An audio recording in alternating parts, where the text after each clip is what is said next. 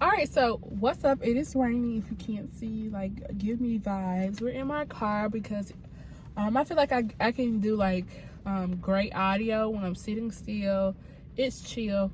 So I just uploaded today my my review on Basketball Wives Orlando, LA, Married to Medicine, Real Housewives of Potomac and Beverly Hills.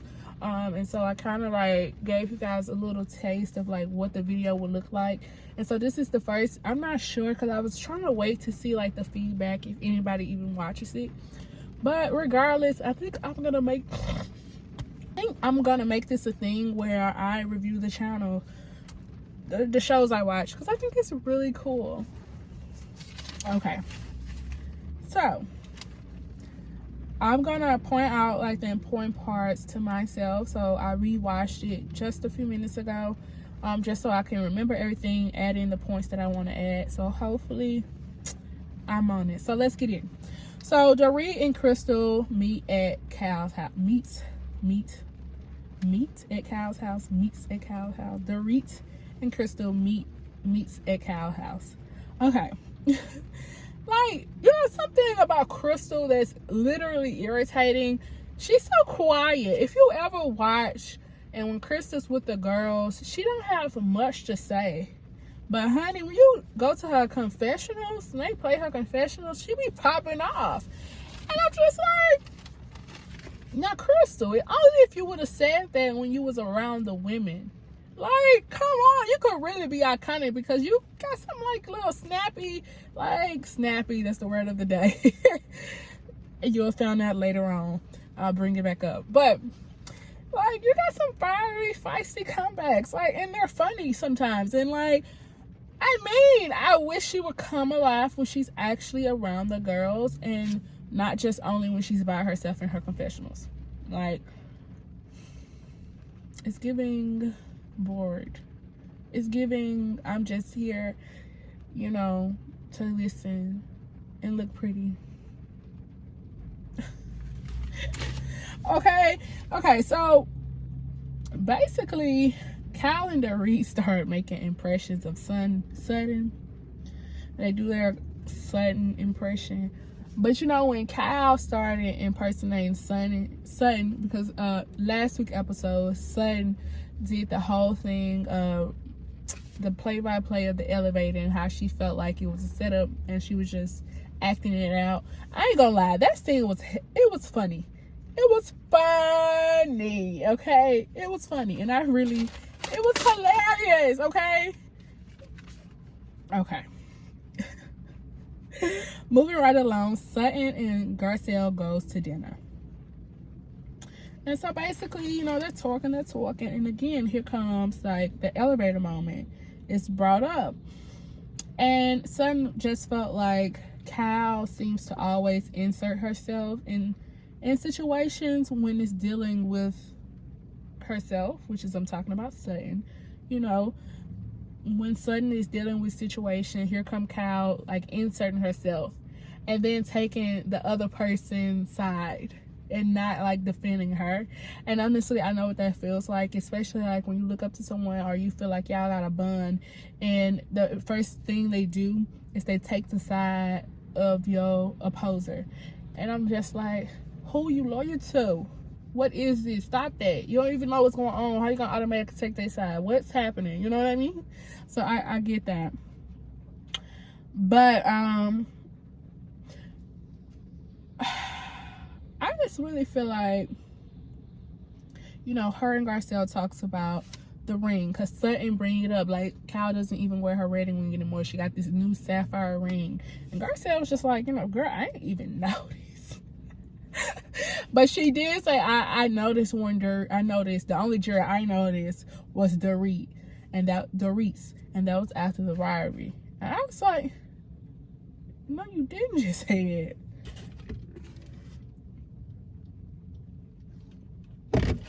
Here's the thing. That might have been, I don't know, insensitive, because I know that was a very traumatic experience for Dorit. But it also could probably be a play on, how Dorit tried to, tell Garcelle, like, it's been over a year now. You know what I mean? And what's funny is PK did the same thing to her, like after she got robbed, I think for the second time, and he was just like, Dree, it's been such a long time, you're not over it yet? So it's just really fun, like how they be throwing, like all this like double standard stuff is crazy. But Garcelle, that was shady, honey. Okay, you know. I'm gonna play that back and I'm gonna see if that made any sense, because sometimes I be jumping from topic to topic. All right, hopefully it made sense. Hopefully you got what I'm saying. I think Garcelle made the snappy comment, the what is it,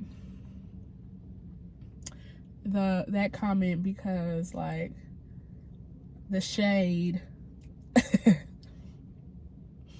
I don't know, maybe she made it to be like she was so stunned, like even after the robbery, how much stuff she still had, like how much jewelry she was still wearing, how much was left over. Like, I don't know, maybe I'm reading too deep in, I don't know.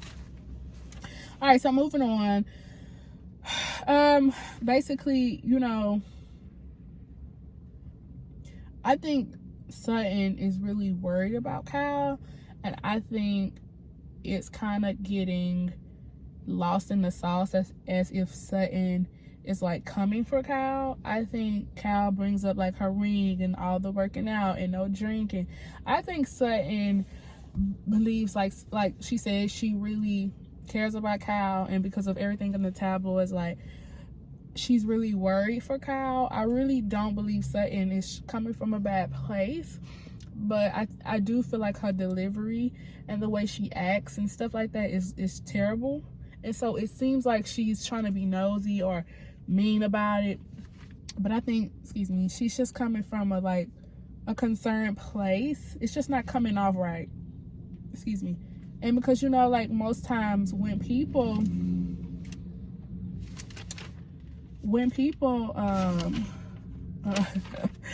I'm looking because I'm like, oh, I gotta flip the page. When people make drastic changes in their life, it's for a reason. And I'll give you an example. I cut my hair off the first time because I really wanted to go natural and try something new. The second time, I was really depressed and I was really sad. And then this time, I'm done with the depression. I'm happy now. And I really want to start taking care of my hair, and I want it to be natural. And so I cut it off. And so those were drastic things. Most women, you know, do stuff to their hair or their body. And so Kyle's like working out, and she stopped drinking, and she's changing like her jewelry, which is like her wedding ring and stuff. So it's just like, what's going on? You know, like I said, I really do believe Sutton cares, and her delivery is just coming off terribly. But I really don't think she's coming from a bad place. Okay, so Erica's here meeting up with Alexis, and Alexis could potentially help Erica rebuild her brand, because, you know, she's been struggling a lot since everything happened with the lawsuits with Tom, and her name's been tarnished, and ran through the mud. Nobody really wants to work with her or deal with her, and she's like, I really want to perform. I really want to get my life back. You know what I'm saying? Can you help me rebuild my brand so I can be where I once was, even better? You know what I mean? So she's really trying to get that together. And side note, she says that Jack, the person she previously worked with, they no longer work together. They're still friends. Why you just can't say he was being messy? But since they're still friends, but still, he was being messy. They did a little flashback. You know, they love to go get the receipts. Now, production, they have their receipts, okay? Editors, they get those receipts, and I can appreciate it. Somebody with some real receipts, concrete proof, like bada bing, bada boom. Like, we see you, okay? We see each other. Okay, Miss Nene Leaks, okay? Okay. Next, Garcelle and Jax goes to a dinner, and Jax dropped this bombshell, like, I know what's been happening. Like, I know what happened between you guys with the divorce. And Garcelle was just like so heartbroken because Jax was like, I was 8. I've known her since I was 8. And I ain't gonna lie, I don't know, because I'm thinking like 8 years old, would I have went and Googled that? Would I even thought to Google that? And I'm like, probably not. So the fact that he was like, he Googled it and, you know, read for himself is kind of crazy. And it just goes to show, like, when stuff is in the media and it's just like, in some stuff, like, you don't want your kids to find out about, or you want to be able to talk to your kids about it before the media gets to it, because it's nothing for them to Google it, quick search. You know what I mean? It's kind of like, it's tough, because you can't really shield them from certain things because it is in the media and because you are a public figure, and it's literally going to be everywhere. You know what I mean? Article after article, news outlet, like, reporting on certain stuff, and it's like, dang, you know, I got kids. I really didn't want them to see that. And so the fact that they can just eat anytime, any place, anywhere, like, just go and Google it. I mean, it's kind of like heartbreaking, because like, I wanted to have that conversation. I wanted to talk to them, and I couldn't get to them first, and they found out through social media. So I mean, I get her, like, hurt and devastation behind that. But what was funny, towards the end of the dinner, she was like, Jack's gonna get the bill, and he was like, no. And I was just laughing to myself, because I was like, I wonder when she say Jack's gonna get the bill, and she did, and that was kind of funny. Like, I kind of got some, you know, throw a little joke in there, you know. But it's really cool how they can go out and really talk about real issues, and it's a vibe, and still have a great time, and they're both respectful of one another, and I love to see it. Okay, so next, like, Cal, she gets a tattoo.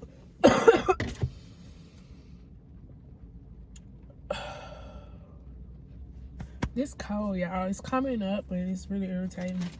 I don't know if I already said, but we're in the Walmart's parking lot. I'm just sitting here chilling, waiting, and so while I wait, this is where I am, and it's a vibe. Okay, so Cal gets a tattoo with Morgan. Morgan is her friend. She found her on the internet, stalked her on the internet, like Morgan said. Cal said backstory was she heard a song that Morgan was singing, and fell in love, and they became friends. So you know, Kyle is there to get like a tattoo, and you know, she gets the tattoo, and you know, her Morgan are talking, and Kyle's just basically telling Morgan, like, I feel so pressured in this group to drink, and you know, it's just really getting uncomfortable. And Morgan was just like, you know, when I became sober, I had to lose a lot of people, because you know, I'm trying to change my life, and I want to do better, and these people aren't here for that, so you have to drop them. And in that sense, I really agree. Like, when you're trying to do different things and level up in your life and do better for yourself, most of the people you deal with are not gonna be supportive of that. They're gonna want you to stay where you are, and you have to be comfortable with a lot of them, if not all of them, you know, leaving you behind. But I guarantee you will meet other people who are like you along the way, even though it might seem like you never will, but you will. And you have to shed that dead weight, you know. Just saying. Because everybody's not gonna be happy for you to do better. Nobody wants you doing some toxic people don't want you doing no better than them, okay? And Morgan also said something like, you know, because Cal said she felt pressured, you know, to drink and all that and be fun and all of, you know. And Morgan's just like, you shouldn't feel pressured to do anything. You know what I mean? If you want to do it, do it. If you don't, then don't. And I like Morgan, and I like that she helps Cal because Cal needs it, you know. But then Cal goes on to tattoo her initial K, because that's the only thing she knows how to draw. I'm just like, she's married. you know, it's rumors out there about their relationship. And I don't know. It's just something about that just seems so, I don't know, because you know, people, they do pranks, they do stuff, videos like, oh, I let I let my friend tattoo on me and stuff like that. But I don't know, it's just, she tattooed K, and her name's Kyle, and she tattooed K on this woman's body. And Kyle's like, she can always go back and finish it if she wants to, you know.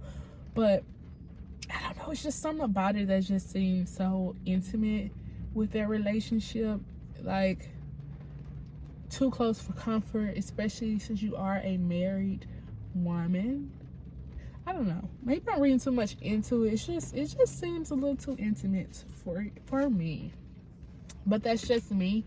We're not all the same, and we don't all do things the same way. So I am not married to her, and if her husband ain't saying nothing, then it got nothing to do with me. Okay. Now Kyle goes home. She shows Mo, you know, she asks about Mo's book and everything, and he's like, you know, I don't know if he said, did you read it or how did you like it? And she was like, Cal was like, I didn't finish reading the book. And Mauricio,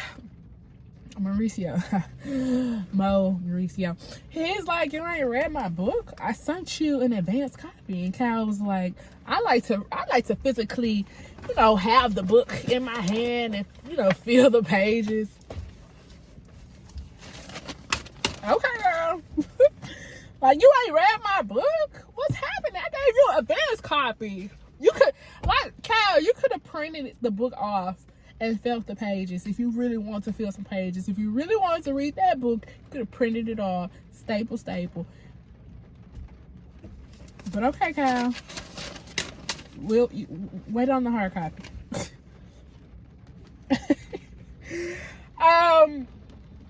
And so Kyle tells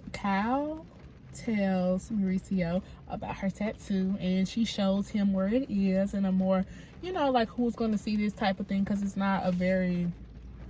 very low on her body. It's nothing to cover up with jeans and stuff like that, makeup if she have like a little bikini on or something. And Mo was like, I hope I get to see it more often. She was like, well. And I'm like thinking, like, are they no longer intimate? Like, or, you know, like, I'm like, are they no longer intimate? What's she?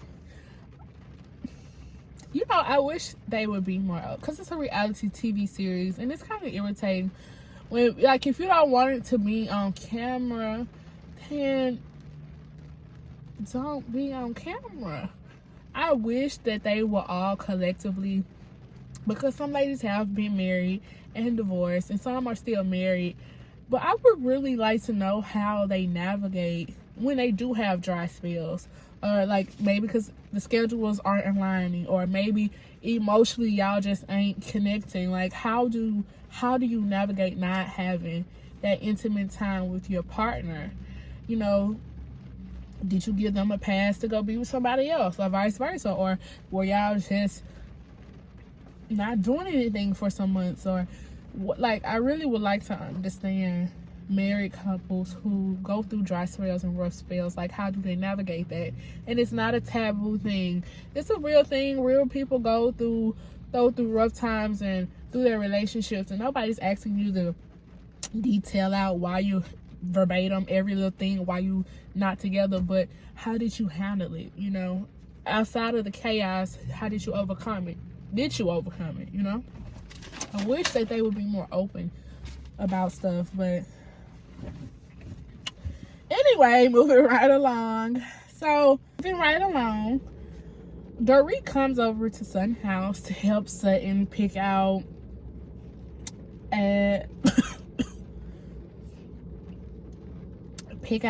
a partner, you know, to date. And so, like, Sutton property house manager, Avi, he was talking to Sutton's second assistant, and he was like, oh no, here she, I'm coughing, like, this cold, y'all, irritating me, and I'm coughing. Nose running, it's literally irritating, so excuse that. And he's like, oh no, here she comes. Like, she's so bubbly.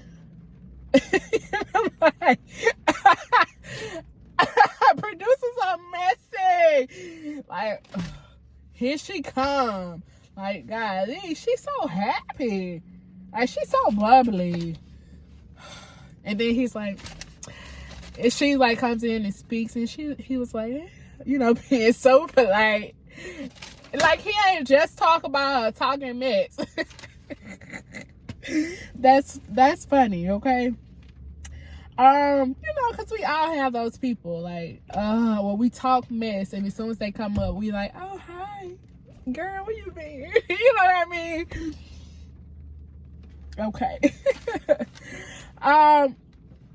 So basically, Sutton hired this matchmaker her name is Abby. I don't like Abby's laugh. Like, it's giving, like, forced. It doesn't seem genuine. It's just like, and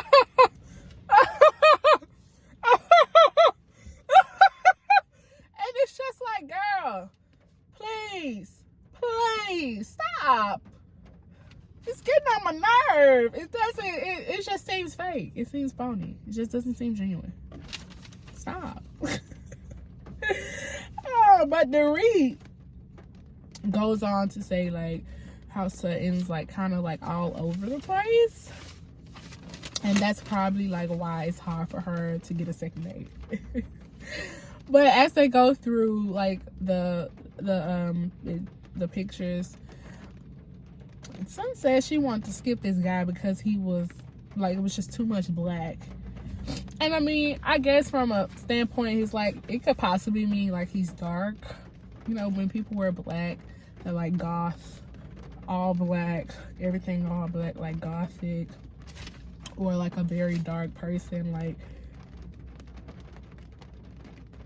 are very, like, toned down, like, all the way. Excuse me.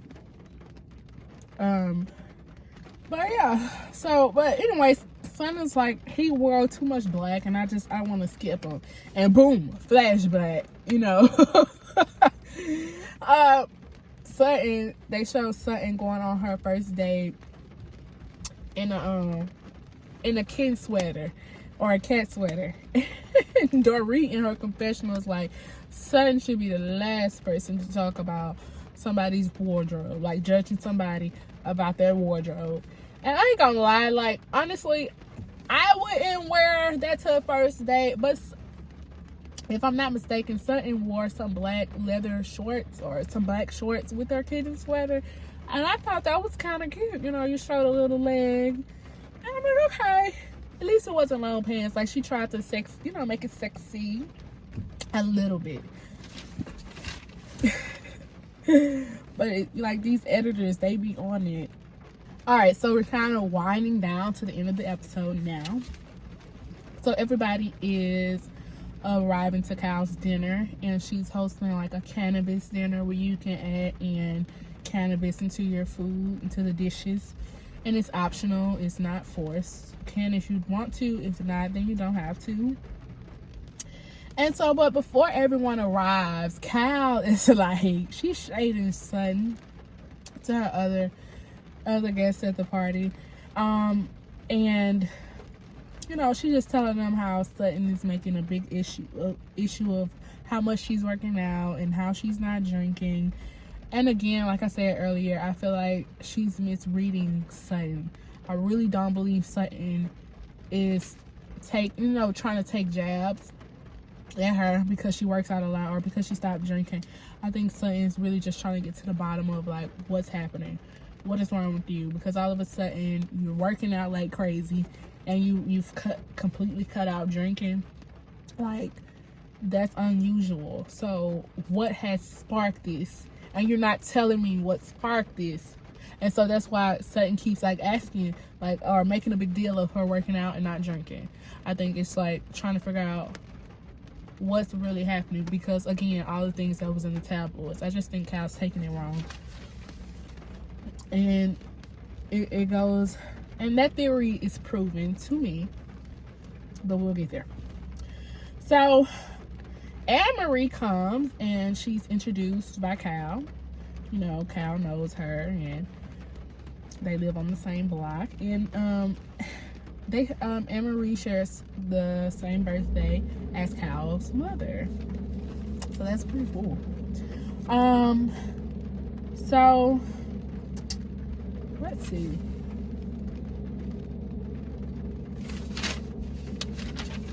I got my notes.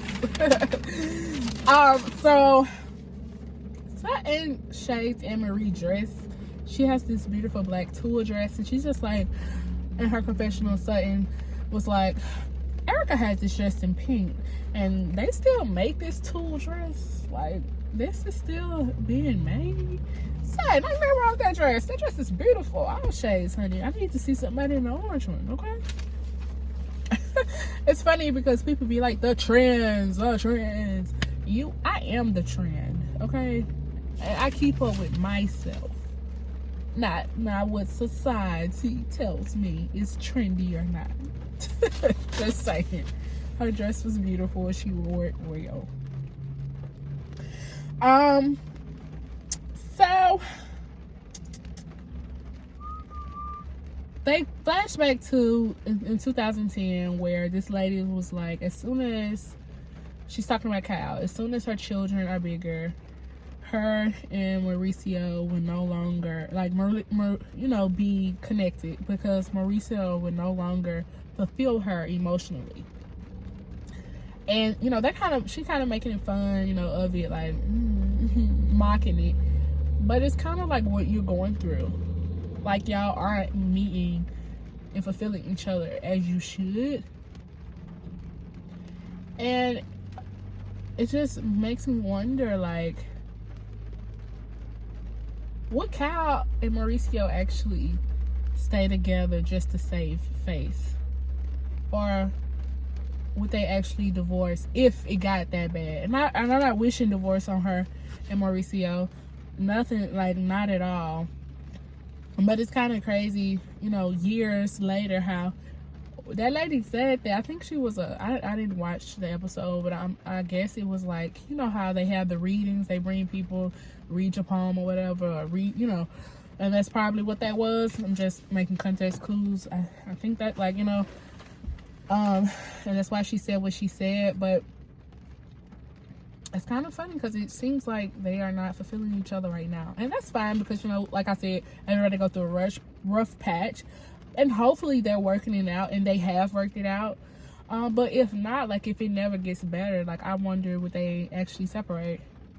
Or would they just stay together just to save face, But I wish them nothing but the best. So, basically, now, Cal and Sutton go sit down. So Sutton is opening up about her son having to move to London because her ex-husband, making bank, promotion and making bank. And how she possibly will have to go to London too. You a grown woman. Okay. But Sutton is like, in her confessional, he has power, money talking is, I don't know him, and I don't know. Anyway, luckily, nobody's moving nowhere. And she tells that to Kyle. And I'm not gonna lie, when she was saying it and Kyle came in her confession and was like, oh, so you're crying about getting more child support? You're crying about getting more money? Like, are you serious? And I was sitting down and I was laughing because I was like, I'm with you, Kyle.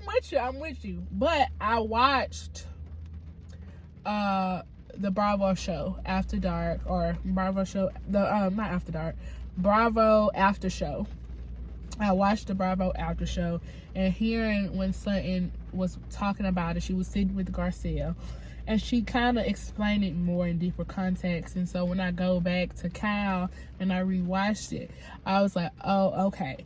So she, at the time, she thought her whole world and life was finna change up and having to move to a whole different country. And she just was not in the best headspace. She could have left out the, child support increase and stuff. Because now it just seems like that's a slight flex. Not gonna lie. But during that time, she really thought her life was just finna like change drastically. And she didn't know how to handle it. And she behaved terribly. And something's like, this is something very personal. I didn't tell nobody. I only told Garcelle. And that was off camera. You know what I mean? It wasn't on camera. It's something we probably talked about. And I'm telling you. And it's on camera. And I'm bearing my soul. And Kyle is just being very dismissive and not really hearing her and understanding her. And Sutton's getting very bothered and annoyed and just like... So Crystal comes in to like kind of get them so they can go. But nothing is resolved and it just Sutton storms off. Kyle's like, just ask what you want to say. Just say what you want to say. But again, this is where Sutton don't know how to talk. I don't feel like she's coming from a bad place when it comes to Kyle, because I really feel like they both she like cares about her, and I feel like Kyle cares about Sutton, even though honestly it's not showing. But yeah, Sutton should have just simply said, like, asked her. But I know she wanted Kyle to just be open and forthcoming like she was. Everybody is not gonna be like that, and sometimes you might be closer to a person than a person is actually close to you. But yeah, so Krista came, got him, and Sutton stormed off, and they went to go sit down. Can I just say, side note, Crystal's dress is gorgeous.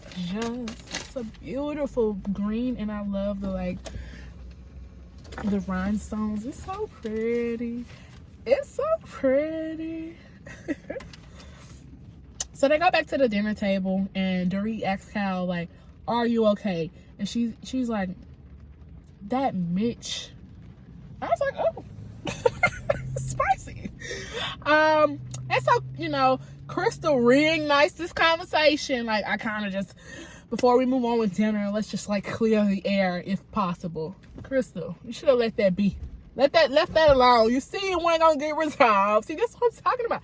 Crystal, I see you, girl. I see you. Cause you should have left that alone. You wanted it to be a moment. Well, and that she got. A moment was started. So basically they all are like, they're saying what they're saying, and then it kind of like cuts to the chef like, well, should I go out there when they're doing all that screaming and yelling? And his team member was like, no. I just thought that was funny. All right, so now it's like Anne-Marie, comes in to kind of just be like, everyone just need to be blunt about what you're trying to say. Just say what you got to say, it verbatim, boom, boom, boom, and move on. Because y'all just talking in circles. And so Garcelle, so basically, I forgot who, and I just rewatched the episode. It was like, Sutton was like, well, I want to know what's going on in your private life. And Anne-Marie's like, but what though? What do you mean? And Garcelle's like, her marriage. And Garcelle was like, your wedding band. What's up with that? And she was like, no, I want to know. What's up with that? And so, Kyle goes on to say, like, I bought myself this. And Garcelle was like, well, I thought it was because it was like a makeup band. And Kyle's like, what is that? And Garcelle's like, when your husband cheats on you, they get you a gift. And Camille was like, oh yeah, I get cars. I got cars, you know. I got me an Aston Martin to be exact. You know what I mean? Like, okay, girl. I'm like, they ain't never heard of that. Like, when you do something messed up, they got gifts on hand. Even when you don't know about it. Oh, out of the blue, they bringing you this $20,000 necklace or something. You know, come on. Like, you know what she's talking about. And so Kyle just goes on like, where you get your necklace from, Garcia? Where you got your necklace from? Because she was like, I can't buy stuff without like it questioning like who bought it. And she was like, Garcia, where you got your necklace from? Garcia said, I thought she was like, I was just like trying to see how she was gonna react, and she was like, Zara. And I just was like, she shopping Zara? Okay.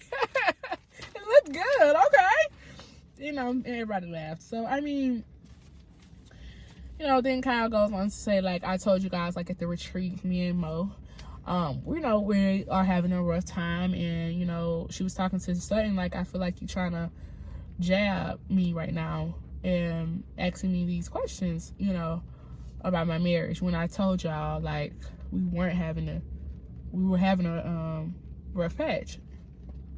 And the episode pretty much ends like Kyle was like, I don't want to drink because it has me feeling down, it has me depressed, and it's just like, to be continued. And that was that. And honestly, again, this is what I feel like Sutton really wanted you to go into detail. Why did you stop drinking? It wasn't to be like, oh, you stopped drinking, you better than us. Oh, because you stopped drinking, you think we ain't finna be drinking because you stopped drinking? Like, girl, you better drink. You better join this party. I don't feel like she was coming from that. She just kept saying, like, why did you stop drinking? Like, why did Kyle stop drinking? Because of what Kyle just said. Because it got her feeling down and depressed. And Sutton wanted that response, like her to actually be open and vulnerable about, like, why she actually stopped doing certain things. But obviously Kyle didn't want to say all of that, you know what I'm saying? So Kyle keeps her answers very vague, and it's still like, I still don't know, like, why are you doing what you're doing? And that's why Sutton kept asking these same questions over and over, and that's why Kyle felt like she was trying to take jabs or she was coming from a bad place, because she keep asking these questions, and Kyle's like, I already answered you, but you gave a very vague answer. And Sutton's still like lost, like, or she feels like you still haven't answered my question because you really said nothing. I just feel like Sutton wants you to be open and real and honest and go into detail about, like, what's really happening. And Kyle is just like, I don't want to do that. She wants to be vague about the situation. She don't really want to go into detail and all that about it. And so again, we do not all just because you feel like you're really close to a person and you can be very open and all of that with this person, don't mean that person feels that close to you and that open to being that vulnerable and raw with you. And you just gotta, and this sort of thing, you have to realize, open your eyes and really see what a person is giving you, and stop giving too little and stop giving too less, and meet them exactly where they at. Because every single time you give less than or more to a person, you're gonna feel some type of way, because that person is not meeting you where you're meeting them. Everybody, you know, this is why you gotta see and check in where you are. And so that's it. How did I do? Did you guys enjoy it? Was it too much? Was it boring? Did you even make it this far? I hope you did. I enjoyed it. That was my breakdown. That was my view. Let me know your thoughts in the description box below. And I'll see you guys real soon with another video. Mwah.